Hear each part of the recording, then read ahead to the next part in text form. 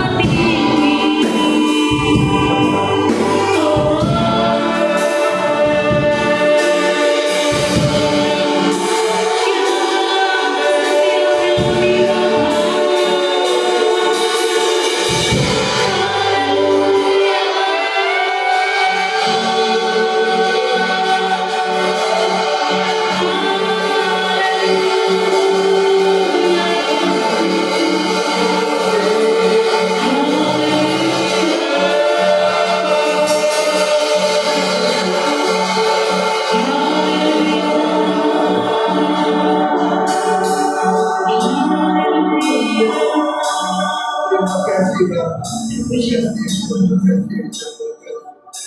Bersama kami saat ini Tuhan, dapat turun, dapat menggerakkan bersama kami jauhkan hari yang sudah baik, beri kami kebebasan dari surga.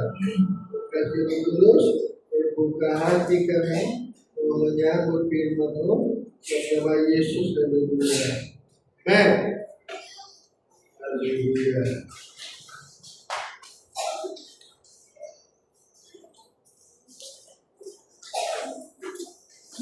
Hidup kekristenan kita ini adalah sebuah perjalanan. Kita berjalan mencari Tuhan dan menemukan Tuhan. Kita menemui Tuhan, mencari jalan supaya kita bertemu Tuhan. Haleluya. Kalau sudah bertemu dengan Tuhan, barulah kita dianggap berhasil sudah, tidak gagal. Haleluya. Kalau kita belum bertemu Tuhan, kita dianggap gagal. Itu sebabnya orang-orang Eropa itu sudah kembali menjadi kafir. Padahal mereka orang Kristen. Dari manakah Katolik? Dari Eropa. Dari manakah Protestan? Dari Eropa. Semua dari Eropa, dari Jerman. Katolik dari Itali, semua dari Eropa. Tapi hakikatnya mereka sudah kehilangan. Sampai perang Katolik dan orang Protestan. Bukan cuma perang kucil mengucil, perang membunuh pakai senjata. Kenapa boleh begitu? Mereka bilang dia Kristen. Nah, inilah Kristen tidak menemui Tuhan. Bertemu Tuhan dalam pikiran saja, perasaan tidak ada. Kalau kita mau kuat, hendaklah kita bertemu Tuhan dalam perasaan, macam Paulus. Paulus begitu. Dan dalam Filipi pasal 3 ayat yang ke-5. Filipi pasal 3 ayat 5. Disunat pada hari ke-8 dari bangsa Israel, dari suku Benyamin, orang Ibrani asli, tentang pendirian terhadap hukum Taurat, aku orang Farisi, tentang kegiatan aku penganiayaan jemaat, tentang kebenaran dalam mentaati hukum Taurat, aku tidak bercacat. Paulus tidak ada cacatnya kalau diukur dari Taurat terus. Tetapi apa yang dahulu merupakan keuntungan bagiku, sekarang kuanggap rugi karena Kristus. Terus malahan segala sesuatu kuanggap rugi karena pengenalan akan Kristus Yesus, Tuhanku, lebih mulia daripada semuanya. Oleh kerana Dialah aku telah melepaskan semuanya itu, menganggapnya sampah, dan menganggapnya sampah, untuk supaya aku memperoleh Kristus. Untuk mendapatkan Yesus, maka Paulus harus berjumpa Tuhan dalam perasaan, berpikiran. Dulu aku ada ahli Taurat. Dalam hukum Taurat aku tidak ada cacatnya. Nah, inilah namanya pikiran. Kalau kita menerima Yesus berpikiran, membuat kita orang beragama, tapi tidak bertuhan. Tidak bertuhan. Karena Tuhan itu terlalu baik. Kekristenan hari ini tidak ada Tuhan. Contohnya antara England sama Ireland, perang dia, perang agama. Satu penganut Katolik, satu penganut Protestan, perang, tembak, membunuh. Mana sudah itu Yesus? Yesus di mana satu? Tuhan tidak pernah ajar kita begitu, untuk membunuh orang, menembak orang. Tetapi terjadi karena waktu zaman itu kekristenan menerima Yesus dalam pikiran, tidak dalam perasaan. Nah, mereka menemui Tuhan dalam pikiran saja, tapi pikiran itu dia simpan pengetahuan, simpan di pikiran. Sedangkan pengalaman Yesus, Roh Kudus itu di perasaan, dia ada di hati kita. Haleluya. Itu sebabnya terjadi yang heran. Dulu pernah bergaduh di sini, di Anglican. Datang polis pergi sana. Waktu polis bilang, oh ini tidak, dia bilang, ini macam Ireland sama England, perang Katolik sama Protestan. Inilah sama lah di Anglican, dia bilang. Dan dia tahu, jadi itulah sebabnya. Kenapa boleh begitu? Itulah kalau kita Kristen, lewat pikiran kita hanya beragama, tapi tidak bertuhan. Haleluya. Paulus ya, dia pun sebelum dia percaya menemui Tuhan dalam perasaan, maka dia anggap Yesus adalah musuh dia. Siapa yang percaya kepada Yesus itu musuhnya Paulus. Sebab Yesus musuhnya Paulus. Tetapi setelah Paulus menemui Tuhan dalam perasaan, kita baca ini dalam Kisah Rasul pasal 9 ayat 4 ayat 3. Berkobar-kobar hati Paulus dalam perjalanan yang ke Damsyik, ketika ia sudah dekat kota itu, berkobar-kobar hati Paulus. Tiba-tiba memancar dari langit mengelilingi.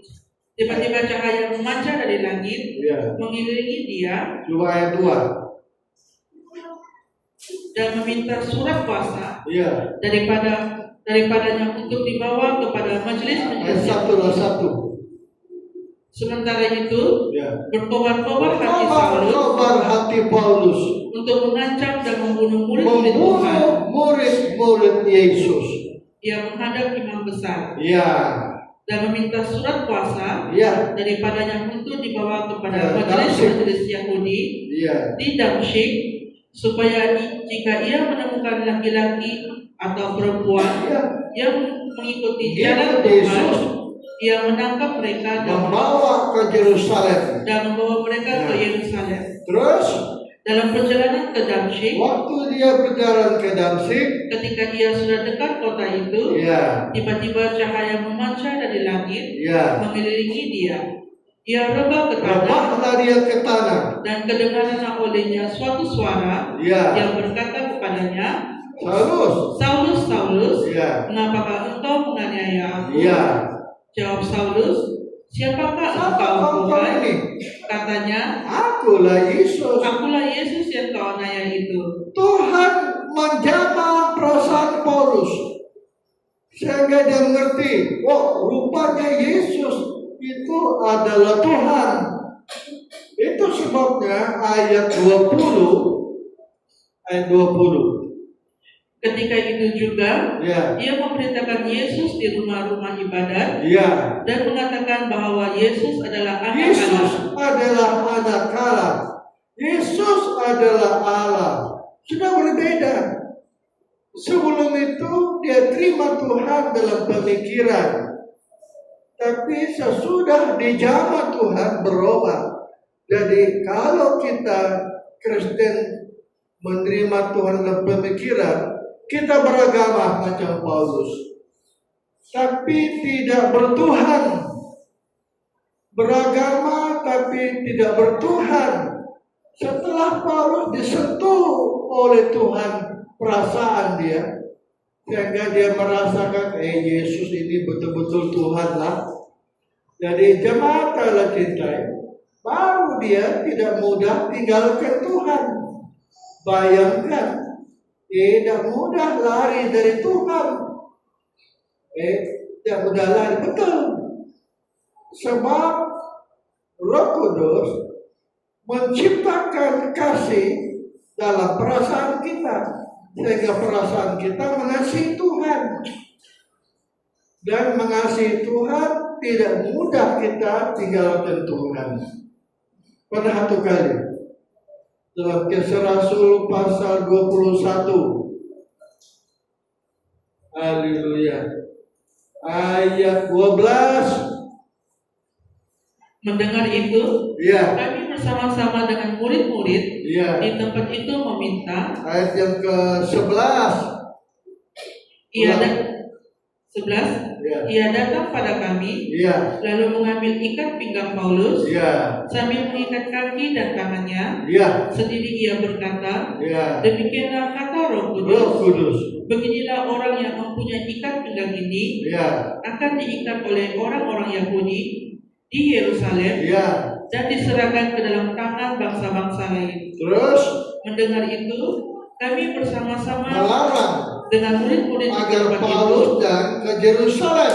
meminta supaya Paulus jangan Ya. pergi ke Yerusalem. Ya, Tetapi Paulus menjawab, ya. mengapa kamu menangis Apa kamu menangis? dan dengan cara demikian mau menghancurkan hatiku? Terus Sebab aku ini aku rela ini bukan saja untuk diikat, mati pun tetapi juga untuk mati di karena Yerusalem. sudah disentuh oleh Tuhan perasaan dia.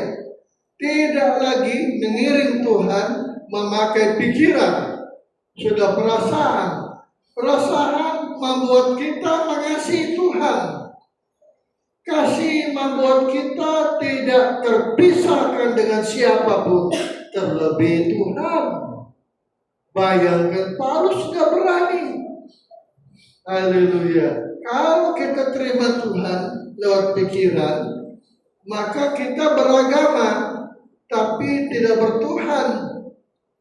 Masalah sedikit kita akan tinggalkan Yesus. Hal kecil kita tinggalkan Tuhan. Haleluya. Kita lihat satu contoh. Matius 19 ayat 16. Matius 19 ayat 16. Ada seorang datang kepada Yesus Ya. dan berkata, Guru. Guru, perbuatan baik apakah yang harus kuperbuat Ya. untuk memperoleh hidup yang kekal? Dia mau cari hidup kekal macam kita juga. Mencari hidup kekal, beribadah, tujuan supaya kita mendapatkan hidup yang kekal. Terus Jawab Yesus, ya. apakah sebabnya engkau bertanya kepadaku Ya. tentang apa yang baik? Apa yang baik? Hanya satu yang baik. Ya. Tetapi jikalau engkau ingin masuk ke dalam hidup, Ya. turutilah segala perintah Allah. Perintah mana ya? Kata orang itu kepadanya, Ya. perintah yang mana? Perintah yang mana ya? Kata Yesus, jangan membunuh, Ya. jangan berzina, jangan mencuri, Terus jangan mengucapkan saksi dusta, ya. hormatilah ayah dan ibumu, Ya. dan kasihilah sesama manusia seperti dirimu sendiri. Terus Kata orang muda itu oh itu kepadanya, sudah kubuat itu. semuanya itu telah kuturuti, Sejak ku masih muda lagi. apalagi yang kurang? Apa yang kurang ya? Terus Kata Yesus kepadanya, nah ini yang kurangnya. jikalau engkau hendak sempurna, Masuk surga. pergilah, Ya. jualah segala milikmu, Ya. dan berikan itu kepada orang-orang miskin, Ya. maka engkau akan beroleh harta di sorga. Terus Kemudian datanglah kemari baru dan datang di ikutlah sini aku. kepada aku waktu dia mendengar kata-kata itu. Ketika orang muda itu mendengar perkataan itu, Ya. pergilah ia dengan sedih, Karena banyak harta dia. sebab banyak hartanya. Nah, dia tidak dapat melebihkan Tuhan lebih daripada harta dia. Karena dia tidak disentuh perasaannya oleh Tuhan. Dia punya firman, tidak membunuh. Itu firman itu. Tapi sampai di otak saja. Firman itu pengetahuan, simpan di pikiran. Tapi perasaan dia tidak bertuhan. Bayangkan jemaat Allah cintai. Akibatnya dia lari. Tidak sanggup dan tinggalkan Tuhan. Inilah akibat Kalau kita tidak disentuh oleh Tuhan, perasaan kita hanya Kristen pikiran, membuat kita orang beragama. Macam tadi itu, tidak membunuh, tidak mencuri, itu beragama itu. Tapi sampai titik mengasihi, dia tidak dapat. Kasih itu pada perasaan, bukan pikiran. Akibatnya dia lari. Tuhan bilang, sukarnya orang kaya masuk surga. Sebenarnya bukan sukar. Kita tidak dilarang tidak menjadi kaya, tidak. Kaya bukan masalah. Banyak duit bukan masalah. Banyak harta bukan masalah. Bukan dosa pun. Yang penting kita mengasihi Tuhan lebih dari harta kita. Dan untuk membuat kita mengasihi, itu bukan pikiran, tapi perasaan.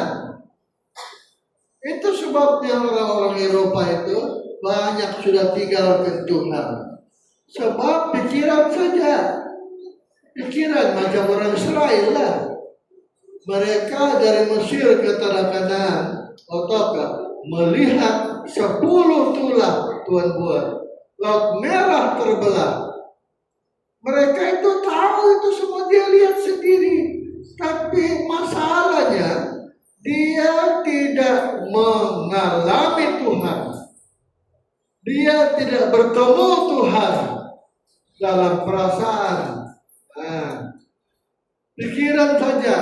Akibatnya mereka lari. Banyak yang mati di padang pasir. Bergelimpangan lagi mayatnya. Karena mereka hanya beragama, tapi tidak bertuhan.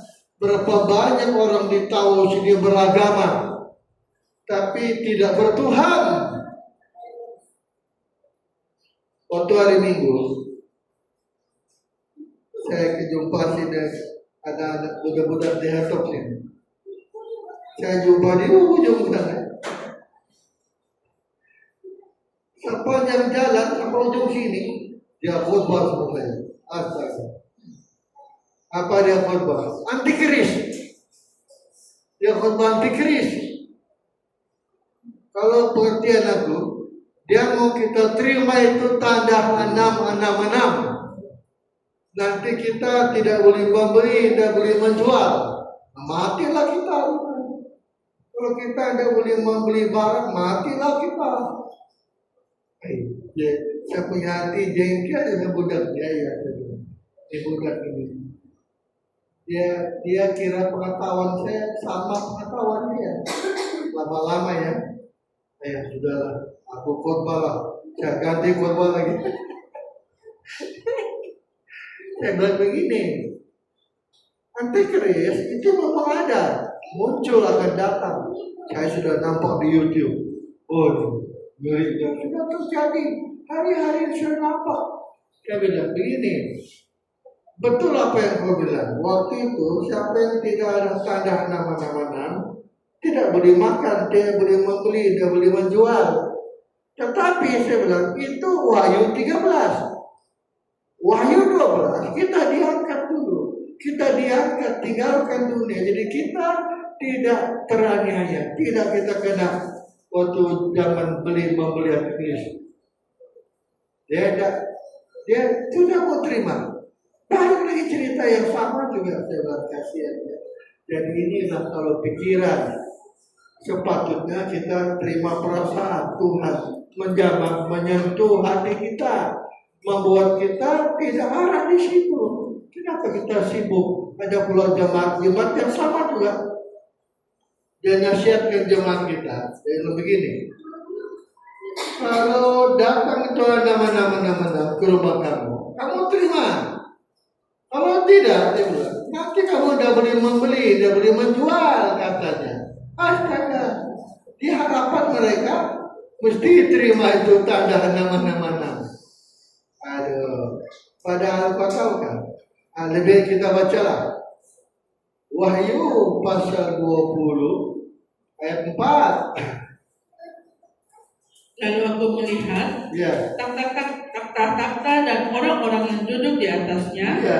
Kepada mereka diserahkan kuasa untuk menghakimi.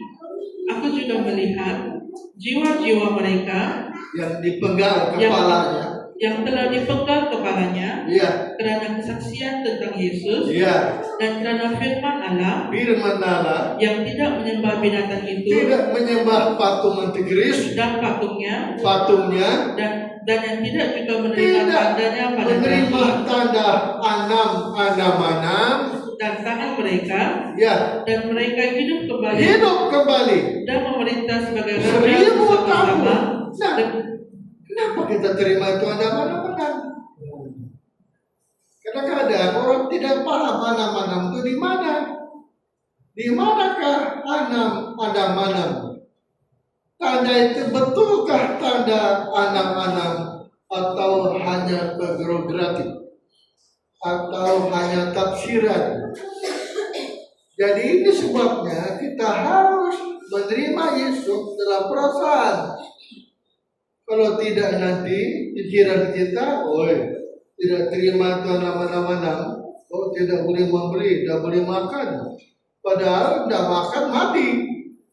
Aduh, kasihannya. Padahal kita diangkat duluan pasal 12, pasal 13 bahwa anam-anam itu kelihatan. Jadi kita diangkat dulu. Kalau begitu kejarlah pengangkatan. Tidak perlu kita pusing itu soal anam-anam, tidak perlu. Itu urusan belakang, orang ketinggalan itu. Orang diangkat itu tidak perlu pikir itu. Kalau begitu untuk kita tidak ketinggalan dan pikir nama-nama jamaah Tuhan, menjamah sentuhan Tuhan di perasaan kita ini. Haleluya. Sebab zaman kita ini cabaran dia besar cabaran dia. Kita dihimbau untuk mengikut Tuhan. Kemana saja dia pergi, untuk kita mengikut Tuhan, kemana saja pergi, maka sentuhan perasaan macam Paulus harus terjadi dalam kehidupan kita ini. Haleluya. Sebab pikiran perasaan itu ada di jiwa manusia.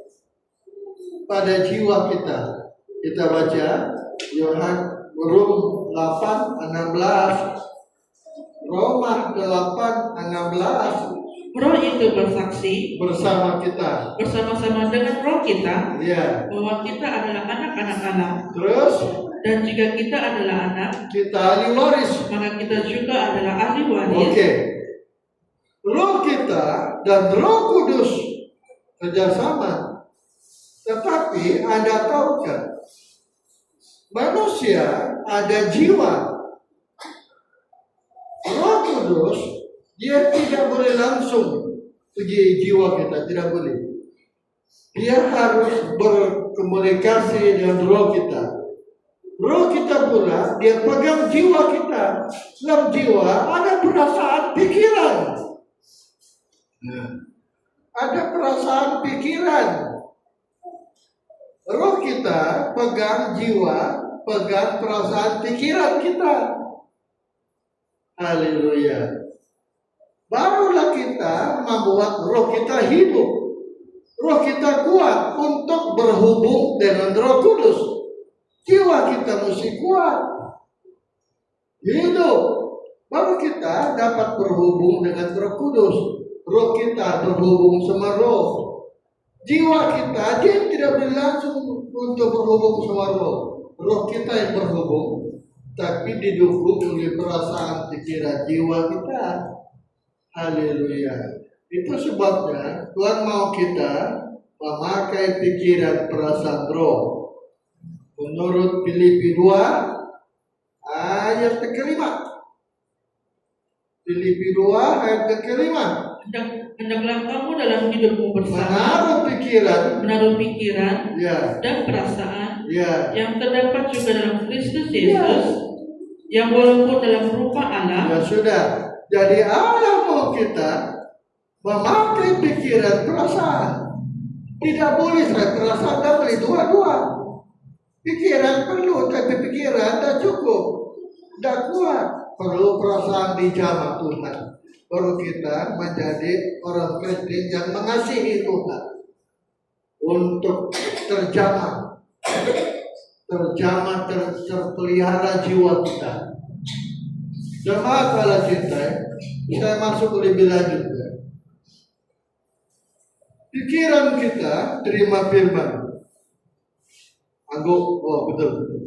Amin. Amin. Itu pikiran itu. Amin. Itu pikiran itu. Amin. Betul kata firman, betul itu firman betul. Itu pikiran. Tapi perasaan kita belum lagi dia lagi. Dia sentuh sudah perasaan kita oleh Roh Kudus, barulah kita aminkan, amin kita benar. Sebab Roh Kudus menciptakan kasih, menciptakan perasaan yang mengasihi, barulah kita kuat. Kalau tidak nanti kita macam pemuda di Matius 16 tadi, sampai saat juru menjual harta dia tidak mau. Padahal kita harus mengiring Tuhan. Tidak ada yang boleh menghalang kita. Dan untuk kuat sedemikian perasaan kita. Kalau begitu, hendaklah setiap kali kita menyembah betul-betul. Supaya Roh Kudus menjamah, menyentuh perasaan kita. Baru kita boleh hidup. Bukan cuma pikiran, kalau pikiran, ya, amin. Pikiran kasih amin. Tapi yang benar, sentuhan roh pada perasaan, baru kita hidup. Terus, kenapa kadang-kadang kita tidak rasa? Tidak rasa, ada jemaat, dia tidak merasa. Orang sudah menyembah, orang sudah hancur-hancur, dia tenang saja. Kenapa? Tidak dijamah perasaan dia. Sekarang kita belajar kenapa kita tidak dapat dijamah oleh roh. Kenapa? Kenapa perasaan kita tidak dapat dijamah roh? Haleluya. Paulus waktu dia ditangkap oleh Tuhan, Ananias bilang, Tuhan, kau tahukah dia ini? Nah, kita baca itu ya. Kisah Rasul 9. Kisah Rasul pasal 9.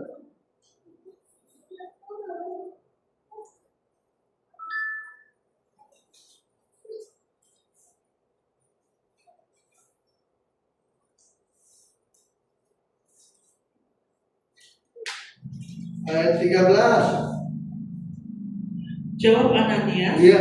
Tuhan, bagi banyak orang yang telah mendengar tentang orang itu, betapa jahatnya ini orang Tuhan, betapa banyaknya kejahatan yang dilakukannya terhadap orang-orang kudusmu di Yerusalem, dan ia datang kemari dengan kuasa penuh dari imam-imam untuk menangkap kepala, untuk menangkap semua orang yang memanggil namamu. Tentang firman Tuhan kepadanya, pergilah Ananias, pergilah, sebab orang ini pilihanku, adalah Allah pilihan bagiku. Jadi kita mohon Tuhan untuk menyentuh, menjamah kita, agar kita menjadi pilihan Tuhan. Yang kedua, kita harus hidup damai dengan Tuhan. Macam mana kita disentuh? Kalau kita musuh Tuhan. Kalau kita ini musuh Tuhan. Musuh Tuhan? Ya. Di dalam Yakobus 4 ayat 4. Hai kamu, orang-orang yang tidak setia, tidakkah kamu tahu bahwa persahabatan dengan dunia adalah permusuhan dengan Allah? Jadi barang siapa hendak menjadi sahabat musuh Allah, ia menjadikan dirinya musuh Allah. Apabila kita memusuhi Tuhan, Maka inilah membuat kita sukar. Sebab kita musuh Tuhan. Kita musuh Tuhan, akibatnya tidak ada sentuhan di perasaan kita. Bagaimana kita musuh Tuhan? Apa itu dunia? 1 Yohanes pasal 2 ayat 16. Sebab semua yang ada di dalam dunia, yaitu keinginan daging dan keinginan mata, serta keangkuhan hidup, kesombongan, bukanlah berasal dari Bapa, itu dari dunia, melainkan dari dunia. Kalau kita memuaskan mata, memuaskan daging, sombong, ada kesombongan. Nah, inilah membuat kita tidak dijamah Tuhan. Macam mana mau jamah? Kita memiliki musuh Tuhan. Kita ada tanda-tanda musuh Tuhan. Macam mana kita mau dijamah? Karena kita memuaskan mata, memuaskan daging. Haleluya. Dan memuaskan mata, memuaskan daging. Daging itu pikiran, sombong. Inilah kadang-kadang para pendeta yang lucu. Kadang-kadang dia pakai otak dia yang berjalan. Nah inilah. Yang ketiga ini, Lukas berapa itu yang bilang Lukas? Engkau sembunyikan dari orang banyak, tapi engkau menyatakan kepada orang kecil, kata Tuhan.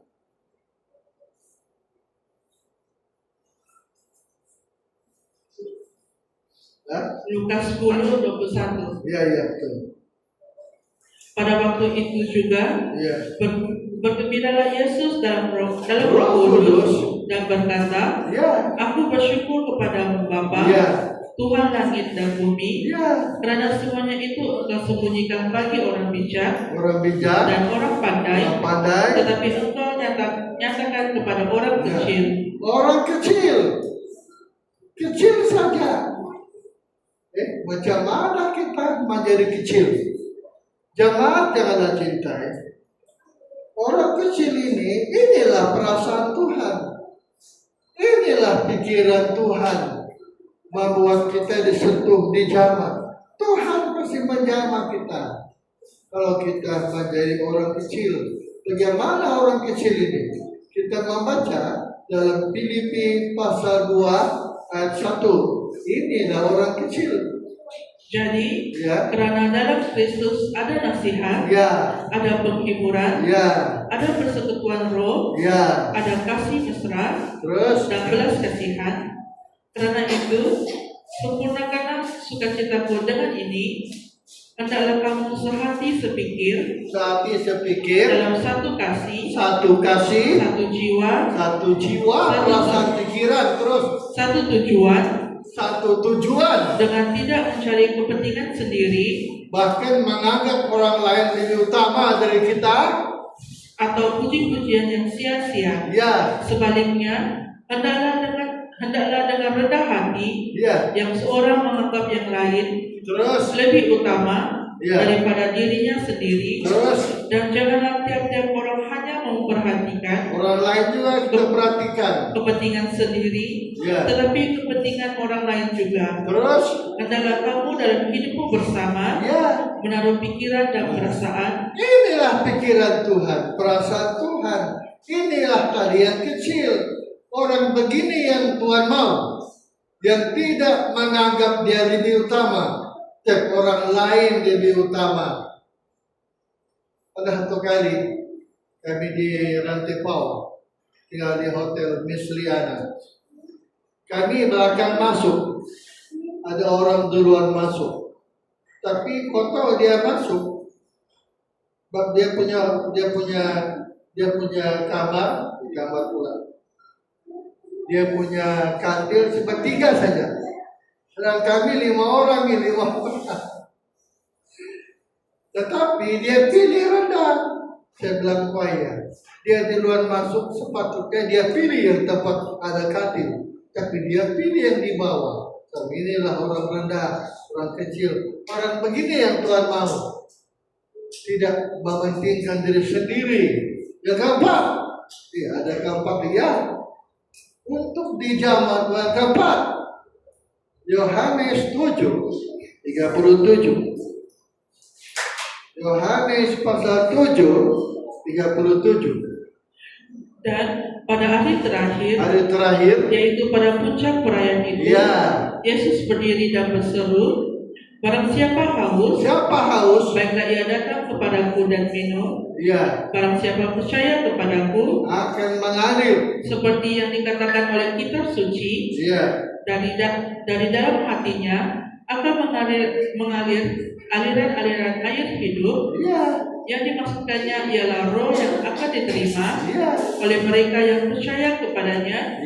Sebab roh itu belum datang, karena Yesus belum dimuliakan. Kerinduan, merindukan roh, air hidup itu.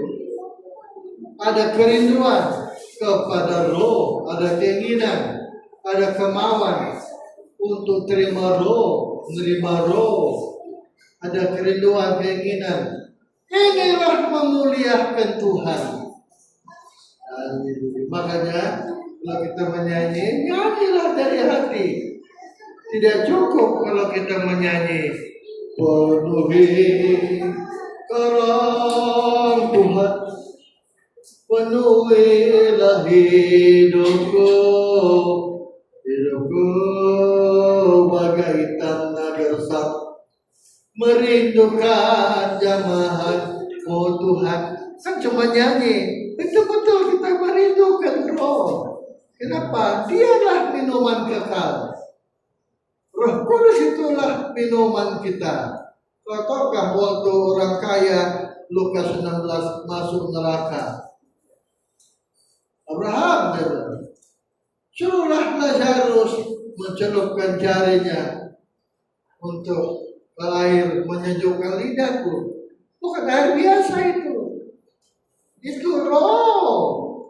Kalau kita sudah terima roh, kita tidak akan haus lagi. Tidak haus lagi. Ya. Menurut Yohanes 4 ayat 12. Yohanes 4:12. Adakah engkau lebih besar daripada Bapa kami yang memberikan sumur ini kepada kami, dan yang telah minum sendiri dari dalamnya, ia serta anak-anaknya dan ternaknya. Jawab Yesus kepadanya, kalau kau minum air dunia ini, barang siapa minum air ini, haus lagi. Ia akan haus lagi. Siapa minum air yang kuberikan, tetapi barang siapa minum air yang akan kuberikan kepadanya, ia tidak akan haus untuk selama-lamanya. Sebaliknya air yang akan kuberikan kepadanya minuman akan menjadi mata air dalam dirinya. Bukan berarti kita tidak haus macam dia haus biasa, tapi minuman ini membuat kita tidak lagi akan mencari dunia. Tidak kita lagi mencari kepuasan dunia ini, tapi kita hanya cari Tuhan. Hanya Tuhan kita cari, kita puas. Inilah minuman. Kita akan mati. Untuk sebelum kita mati, air ini perlu ada sama kita. Jadi inilah sebabnya perlunya Roh Kudus menyentuh perasaan kita. Sebab Roh Kudus dia tidak diam di pikiran, dia diam di perasaan kita. Perasaan kita disentuh, dijamah roh. Barulah kita hidup. Baru kita ada sentuhan roh. Hidup kita. Haleluya. Kalau tidak nanti kita macam Matius 19 itu ayat 16. Suruh jual dia tak mau sudah. Tapi Paulus itu berbeda. Biar dia mati. Kenapa? Inilah kasih. Kasih membuat kita terikat dengan Tuhan. Kasih mengikat. Menurut Kolose 3 ayat 14. Kolose 3:14. Dan dan di atas semuanya itu kenakanlah kasih kenakanlah kasih untuk mengikat. sebagai pengikat yang mempersatukan dan menyempurnakan. Hendaklah Sudah. Mengikat, terikat, satu. Perasaan kita lah yang benar. Kau tahu orang bercinta, apa yang menghubungkan orang bercinta? Pikiran atau perasaan? Perasaan. Pikiran bantu juga. Ingat terus kekasihnya. Tapi perasaan yang merindukan kekasihnya, rindu bersama, rindu bercakap-cakap. Itu sebabnya perlu dijamah perasaan kita, membuat kita suka berdoa. Berdoa, cara kita dijamah roh. Orang yang suka berdoa, perasaannya itu sudah dijamah macam Daniel.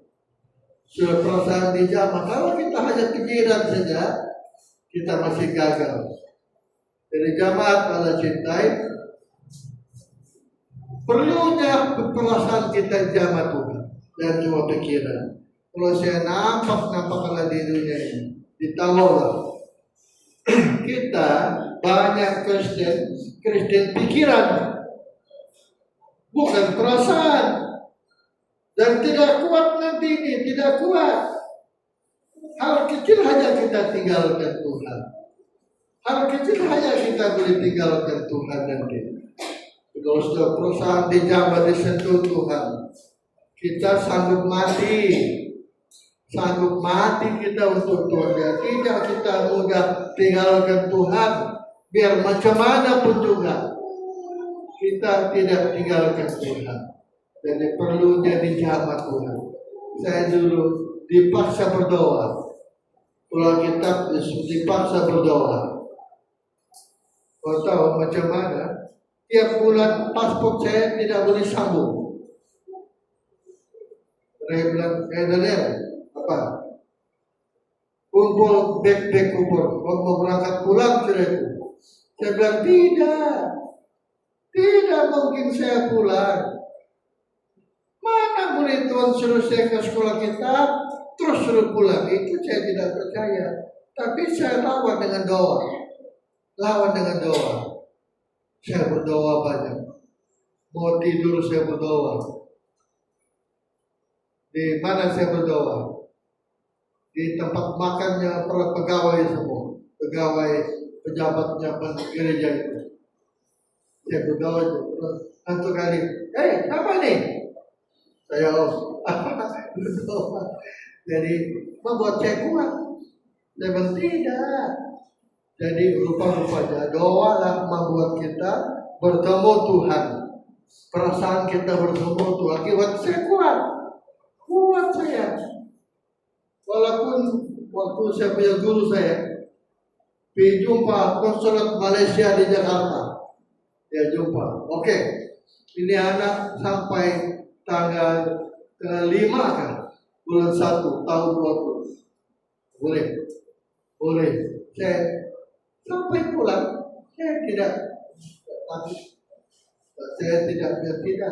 Lepas sampai di Nukan, nah ini masalah.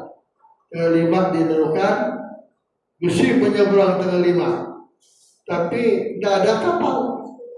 Kita mananya kurang, tidak ada kapal. Akibat didenda saya oleh imigrasi di Nukan. Tidak ada duit. Sama anak bapak tidak ada duit. Saya jumpa itu pendeta terus. Itu imigrasi denda saya. Siapa itu? Orang bapak. Jumpa ada pendeta terus. Kicau mata, sudah selesai. Ya bayar, itulah saya rapat sama mereka itu. Anggap dia punya bapak angkat. Doa lah, pokoknya doa. Dan kita jangan berdoa bahasa jangan. Doa lah sampai kita merasakan, menikmati ada sentuhan di perasaan kita. Barulah kita menjadi Kristen yang benar. Pikiran saja.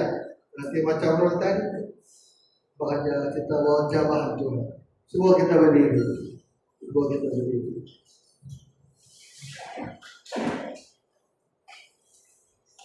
Haleluya.